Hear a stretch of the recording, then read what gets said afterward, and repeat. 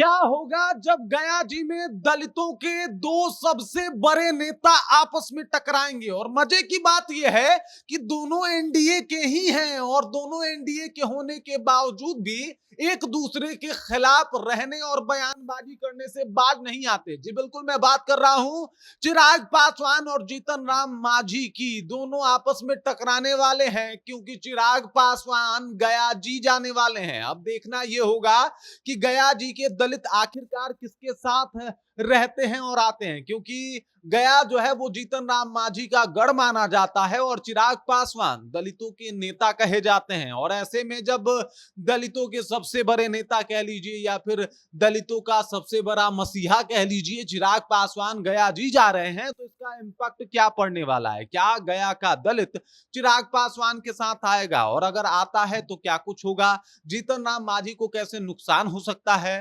तमाम बातें आपको बताने वाले हैं, लेकिन उससे पहले मेरा परिचय जान लीजिए। मेरा नाम है रजत और आप जनता जंक्शन देख रहे हैं। आपको बता दूं कि अपने 9 संकल्प यात्रा को लेके चिराग पासवान हर प्रमंडल में जो है अपनी चुनावी सभा कर रहे हैं। इस दौरान वो एकदम जम के इस बात के ऊपर भी बातचीत कर रहे हैं कि वो इस बार बिहार विधानसभा का चुनाव लड़ेंगे। और ऐसे में वो अब गया जी जाने वाले हैं। गया जी की अगर बात करें तो उसकी एक और विशेषता है जो चिराग पासवान को सूट करती है, क्योंकि गया में अगर दलित वोटरों की बात की जाए तो 27 से 28% वहां पे दलित वोटर हैं। और ऐसे में अगर गया के दलित वोटर चिराग पासवान के साथ आ जाए तो समझ जाइए क्या ही खेल हो सकता है, क्या ही माहौल हो सकता है और किस तरीके से चिराग पासवान का दबदबा और ज्यादा बढ़ सकता है। हालांकि अगर गया की बात की जाए तो वो जीतन राम मांझी का गढ़ माना जाता है और जीतन राम मांझी जो है हमेशा से चिराग पासवान को अपने टारगेट पे रखते हैं और कहते हैं कि भाई साहब चिराग पासवान दलितों के नेता हो ही नहीं सकते,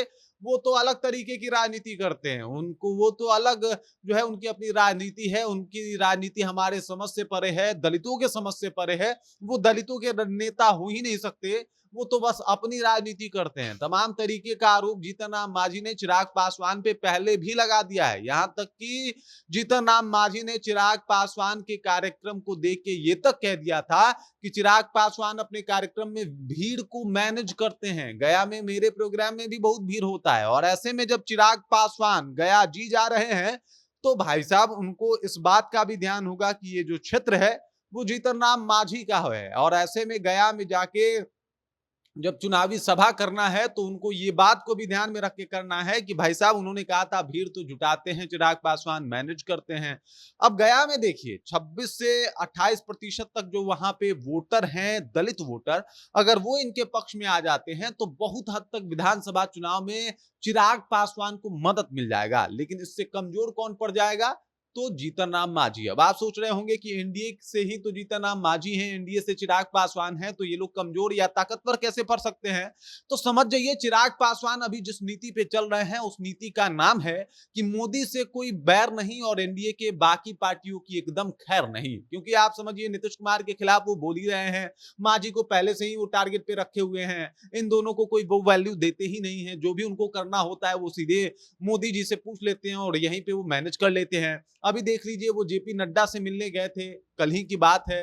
जेपी नड्डा से टिकट बंटवारे को लेकर विचार विमर्श विमर्श करके फिर आज वो बिहार आए हैं, क्योंकि आज मोदी जी भी बिहार में है तो उनको भी आना पड़ा है, वो भी वहां पे हैं। लेकिन सब कुछ ये बताता है कि वो बस भाजपा से कांटेक्ट रखना चाहते हैं, बाकी वो किसी से ज्यादा जो है उनको जरूरत रही नहीं है। 2020 में भी आपने देखा होगा कि मोदी जी से बैर नहीं था और बाकी नीतीश कुमार की खैर नहीं था। इसी तर्ज पे अभी भी दिखाई दे रहा है चिराग पासवान जब जब लॉ एंड ऑर्डर की बात करते हैं, जब जब बिहार में जिस तरीके की अपराधीकरण हो रही है इस चीजों का मुद्दा बना के उठाते हैं, अपने ही सरकार को घेरते हैं तो इसमें घिर जाती है।